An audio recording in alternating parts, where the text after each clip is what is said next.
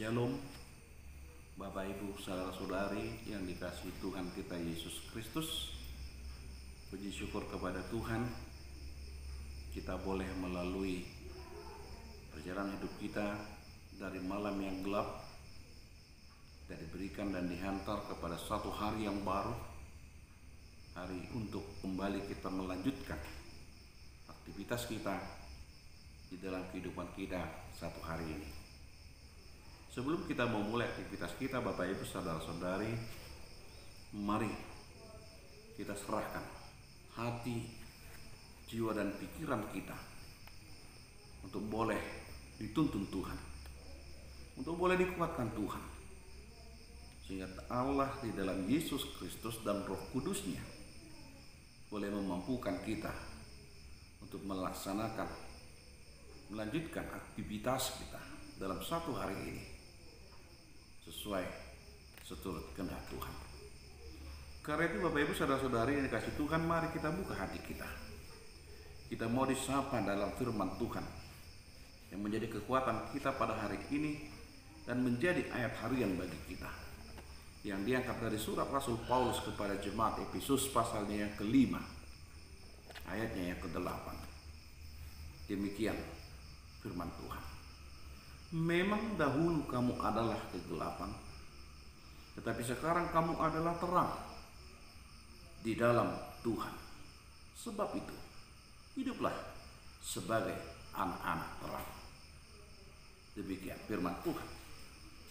Bapak Ibu saudara-saudari dikasihi Tuhan, ketika Paulus mengatakan kamu adalah kegelapan, kata kegelapan menggambarkan bahwa dahulunya begitulah kehidupan kita. Kehidupan di dalam kegelapan, kehidupan yang tidak memiliki harapan atau berpengharapan. Kehidupan yang tidak memiliki arah dan tujuan karena kita tidak tahu arah mana, jalan yang mana yang akan kita tempuh. Blind, buta, karena kegelapan menyelimuti kehidupan kita di dalam perjalanan kita. Bapak Ibu saudara-saudari yang dikasihi Tuhan, karena itu di dalam situasi kegelapan kita tidak mampu melihat apa yang ada di sekitar kita. Kita hanya mampu melihat dan merasakan diri kita sendiri.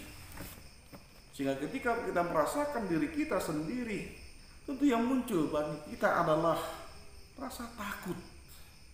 Takut untuk melangkah, takut untuk berbuat, takut untuk berjalan. Kita takut berjalan. Kenapa? Karena kita tidak tahu arah. Kita takut berjalan karena apa? Kita takut kaki kita tersandung, kita terjatuh. Tapi ketika kita memberanikan diri untuk melakukan itu, konsekuensi apa yang akan kita terima?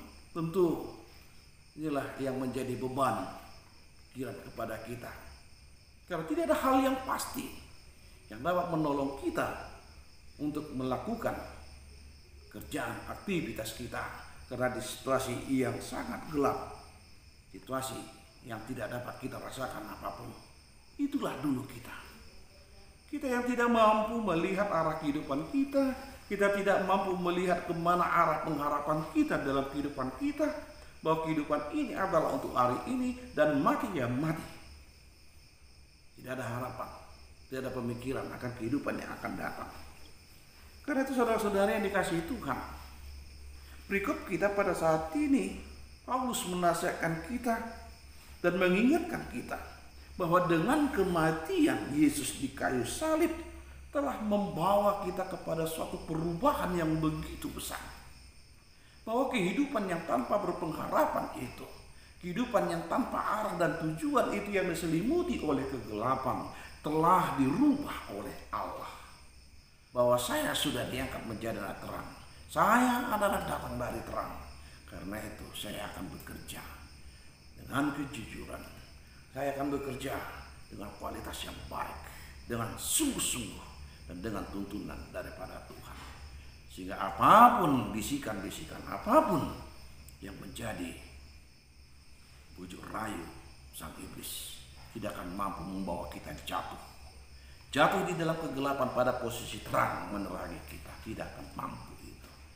Kita tidak akan mampu jatuh karena kita mampu melihat apa yang ada di hadapan kita.